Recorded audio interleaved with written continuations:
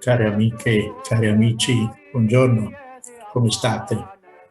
Siamo arrivati già al mese di maggio e la primavera sta esplodendo in tutta la sua bellezza. Ce ne accorgiamo dalla grande quantità di fiori che vediamo fiorire da tutte le parti e siamo invasi anche dai colori e dai profumi soprattutto. Vediamo poi anche i prati come sono diventati verdi e come sta crescendo l'erba. È quasi ora di fare il fieno. A questo proposito, sicuramente molti di voi si ricorderanno, o perché lo erano i propri genitori o perché loro stessi lo erano, del duro, faticoso lavoro dei contadini, quando si doveva andare per i campi a tagliare il fieno, fare il foraggio, dar da mangiare agli animali. Quanto lavoro, quanta abnegazione, quanta fatica, che purtroppo in molti oggi si sono dimenticati. Tutto si svolgeva in una grande cascina, proprio come quella dove si trova l'Appenzeller Museum, che molti di voi hanno avuto il piacere e da parte mia la gioia di venire a visitare. Normalmente questa cascina abbracciava una grande corte dove si svolgeva poi tutta la vita di quelli che gli lavoravano. C'era tutta una parte, come nella corte che adesso vi faccio vedere, dedicata alle stalle dove venivano ricoverati appunto i buoi, le mucche, le vacche e via discorrendo.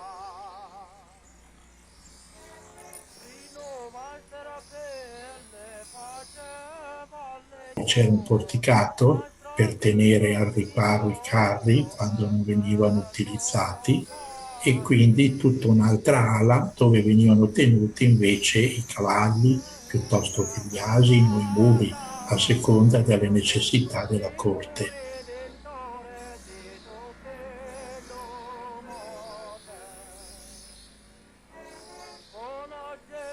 L'ultimo lato, come in questo caso, era dedicato al pollaio, dove venivano tenuti i polli, le galline, i tacchini e via discorrendo.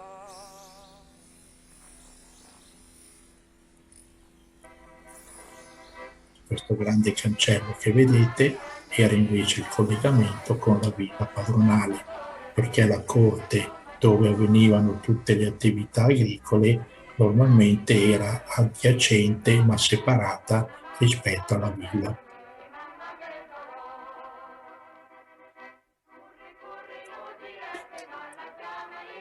Forse avrete notato, quando vi ho fatto vedere la corte, un grande affresco.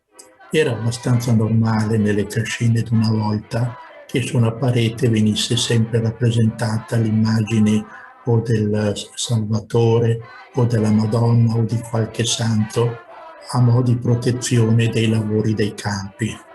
Anche questa corte non è da meno e, come potete vedere, è raffigurato un grande affresco che rappresenta la Madonna di Re.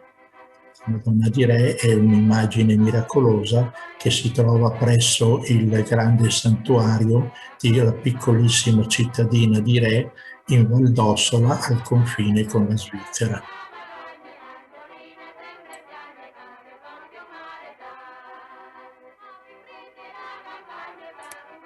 Ma torniamo nella nostra corte e guardiamo un po' di questi attrezzi agricoli. Innanzitutto il fieno andava tagliato e quindi occorreva la falce, che come tutti sapete è fatto da un lungo manico e da una lama affilata in acciaio.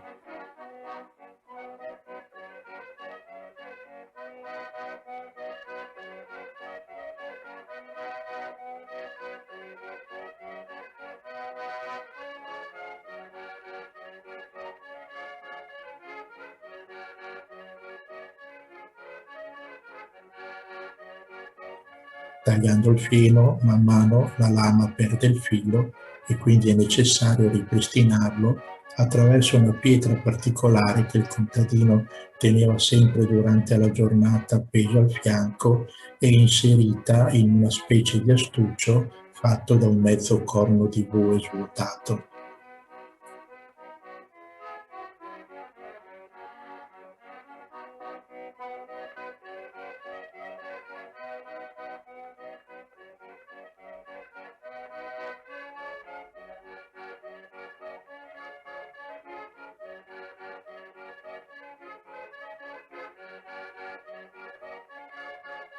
però con il tempo il filo non era più possibile ripristinarlo e quindi andava ribattuto.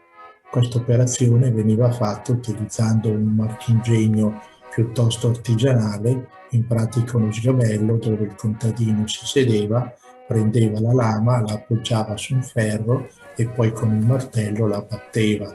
E non era un'operazione facile, non tutti erano capaci di poterla eseguire e quindi c'erano delle persone proprio, potremmo dire, specializzate che giravano per le cascine per compiere questa operazione molto delicata, in quanto la falce era veramente un oggetto molto costoso e molto prezioso e non si poteva correre il rischio di rovinarlo.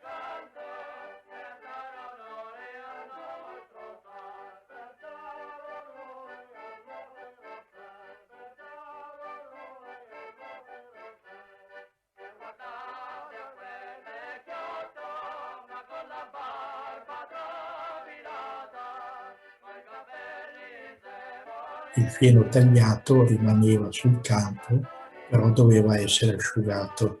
Per far questo veniva utilizzato il girello, che è questa macchina inizialmente tirata da dei buoi, poi successivamente dal trattore.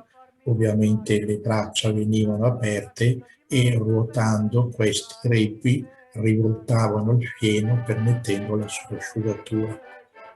Fatto questo, si ricorreva a una macchina ancora più grande, il cosiddetto ringhiatore, che passando per il campo in pratica raccoglieva il fieno creando delle strisce e permettendo così la possibilità di creare delle ballette di fieno, in quanto il famoso covone che vediamo nei dipinti dell'Ottocento oramai è anni e anni che non viene più utilizzato per comodità di trasporto.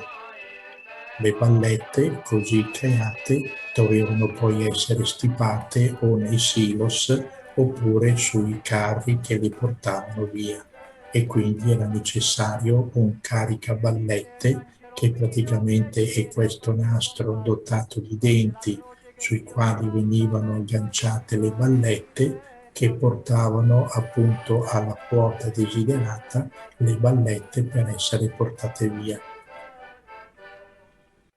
Invece, per tagliare l'erba, venivano usati dei falcetti di varie dimensioni.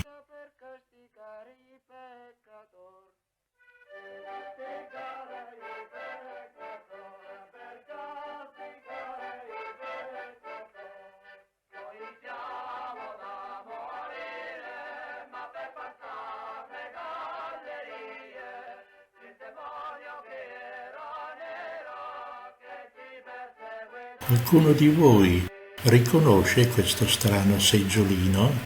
No? Bene, allora vi faccio vedere a cosa serviva.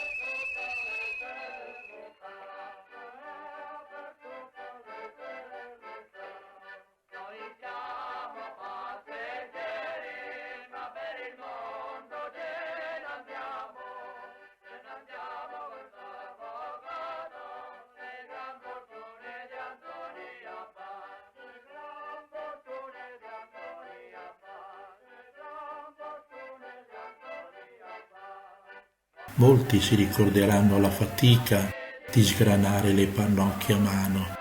Poi fortunatamente arrivarono delle macchine a manovella, ma non è che fossero meno faticose. Oggi tutto questo è un ricordo del passato, in quanto la sgranatura avviene elettricamente.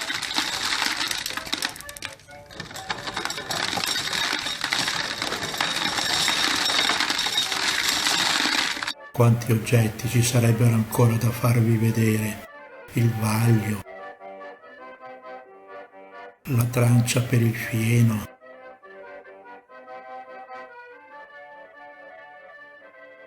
per poter rompere le zolle, il giogo per i buoi,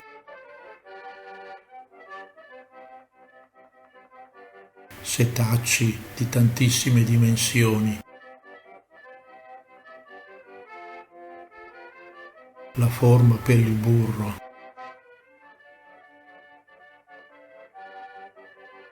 il rastrello in legno.